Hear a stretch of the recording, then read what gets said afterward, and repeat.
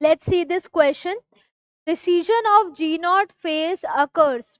Option A in G1 phase, option B in G2 phase, option C at the end of S phase and option D towards the end of cytokinesis. तो question में यहाँ पर जो concept use होगा वो concept use होगा about ji naught phase. तो इस जी नॉट फेज के बारे में क्या बोला जा रहा है कि सेल कब डिसीजन लेता है कि उसको जी नॉट यानी क्यूसेंट स्टेज में जाना है. सबसे पहले अगर हम बात करें जी नॉट फेज के बारे में, तो जी नॉट या क्यूसेंट स्टेज क्या है, जिसमें क्या होता है कि जो सेल है, cell enters in G naught. ये कैसा है? This cell is metabolically active. ये जो सेल है इट इज मेटाबॉलिकली एक्टिव, पर ये डिवाइड नहीं करेगा, ये उस सेल साइकिल को फॉलो नहीं करेगा, but does not divide. Does not divide. तो ये डिसीजन कब लिया जाएगा? ये डिसीजन इंटरफेस के जीवन फेज में ही बीच में कहीं ले लिया जाएगा.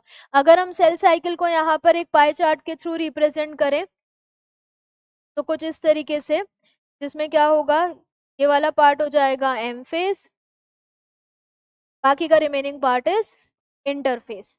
तो ये वाला क्या हो गया? M phase. This is G1, this is S phase and this is G2 phase. तो ये वाला पार्ट हो गया G1, this is S and this is G2. तो जब सेल्स को डिसाइड करना है कि उन्हें अब डिवाइड नहीं करना है तो वो G1 को एग्जिट कर जाती है और एंटर कर जाती है कौन सी स्टेज में? जी नॉट स्टेज में. तो ये कब डिसाइड हो रहा है? जब सेल्स किस पर है? G1 पर है. तो decision of G naught phase occurs in the G1 phase. Correct answer is option A. G2 phase तो बहुत बाद में आएगा, तब तक तो सेल ने डीएनए भी रेप्लिकेट कर लिया होगा इस फेज में, तो तब डिसीजन नहीं होगा. अगर G2 में आ गई तो वो तो फिर M को फॉलो होना ही है.